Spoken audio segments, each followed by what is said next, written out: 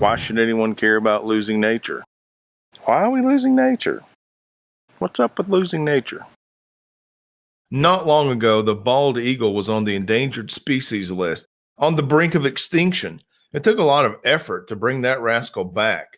This is a story of some local people working with local, state, even national agencies to go to a lot of effort to save one eagle's life. Hey guys, I'm editing right now and I wish I would have remembered to ask you to like this video if you do enjoy the content. And if you haven't subscribed to the channel, please go ahead and hit that subscribe button. I was shocked and amazed the first time I looked out my living room window and saw a bald eagle feeding in my yard. Since coming off of the endangered species list in 2007, eagles now enjoy protection from documents like the National Bald Eagle Management Guidelines and Bald and Golden Eagle Protection Act. Both prohibit taking, injuring, even disturbing eagles' breeding, feeding, sheltering, and nesting behavior. This eagle feeding safe haven is located along the Kingsport Birding Trail, which was established after the bald eagle was taken off the endangered species list. Shortly thereafter, the State of Tennessee House of Representatives gave the KBT a proclamation recognizing it as the first birding trail in Tennessee. Upstream about 25 miles is a small town called Bluff City. Bluff City partnered with our local university, East Tennessee State University, and the Power Authority from another neighboring city to install eagle nest cams to watch a pair of nesting eagles they had. And wow, an astonishing response. In their first year, almost 400,000 visitors from all across the world tuned in to watch eagles raise their young. Wow, what a great way to showcase the natural resources of your area. Not all areas are safe along the river for eagles. Many eagles get entangled in high-tension wires and so forth. It causes some problems. This guy had to spend the night hiding in some bushes after he got into a scrape with some geese. The raid on the goose nest went bad when the eagle's 6-foot wingspan got entangled in some vines and the geese were able to attack him. They were relentless, to the point of when the eagle finally got free from the vines, he was unable to sustain flight and was seen trying to swim down the river to safety.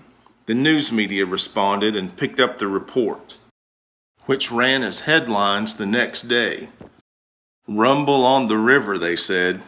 Bird watchers are to be credited here, not only for their interest in the eagles on the river, but also their ability to build relationships and form collaborations with agencies and local veterinary services, as well as the media, who tag teamed on this response to give this eagle another chance.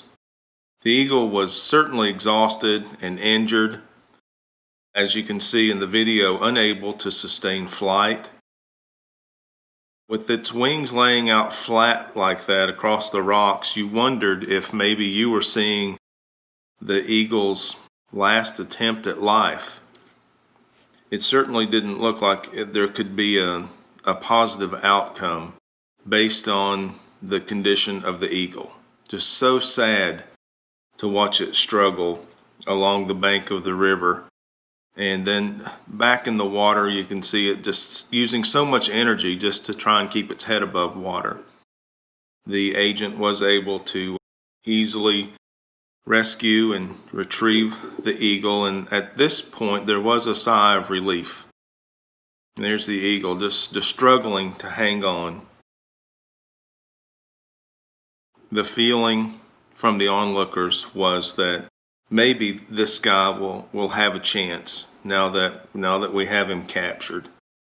We would all like to have thought that the worst was over for this majestic eagle, but we knew these were just the first steps in a long path to rehabilitation. The first thing to do was to get this soaking wet, injured, and exhausted bald eagle into the transport vehicle without causing further injury or undue stress. Well, this was handled very easily by the agency staff. They did a great job. After checking the eagle in at its rehabilitation center about a 2-hour commute away, we learned that the eagle had not sustained any broken bones, and this was a relief and really made us feel good about a full recovery for the eagle. It would take 4 to 6 weeks, they said, for the exhausted and dehydrated eagle to regain enough strength to be released into the wild. And there was some question about where the eagle would be released. And of course, the local bird watchers expressed concern that they wanted the eagle to be released where it had been captured.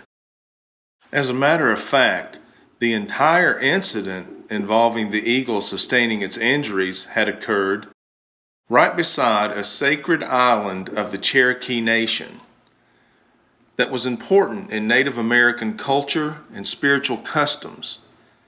And when the rehabilitators learned of this, they decided to bring the eagle back to the location it was captured for the release. And they had given the eagle its new name, Chief. Chief had been both injured and rescued on the Kingsport birding trail, and soon he would be released there. That day finally arrived, and there was so much excitement throughout the community. Chief was back on the Kingsport birding trail. Look at those sharp talons.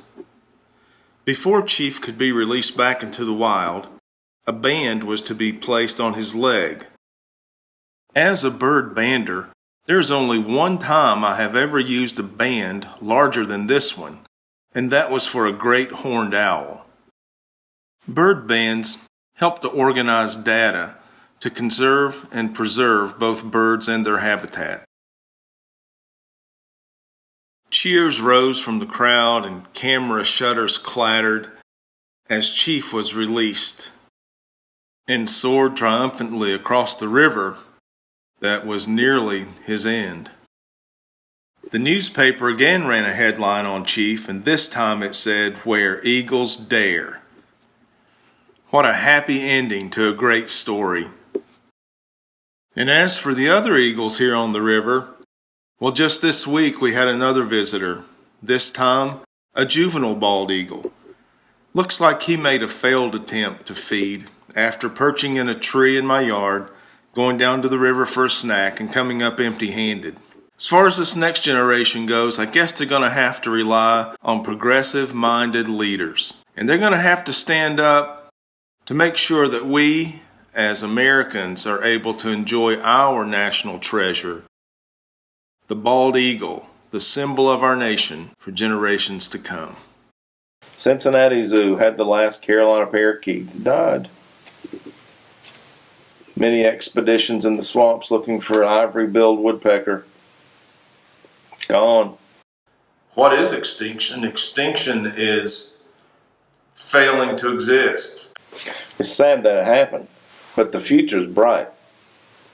Using extinction as a learning tool to prevent future extinction. Don't extinct things. Why do we extinct things? Think, learn, do. That's what it's all about. Thinking about new things, learning how they impact us, how to best do them, and then we go forward with the action. We do it. Salute life. Hit that bell icon so you'll be notified whenever we drop new videos. If you know someone else who might enjoy this kind of video, share it. That's how the channel grows. I appreciate your consideration. Thanks for the like, the share, the subscription, and as always, just for watching. Thanks for watching this one. I'll see you on the next one.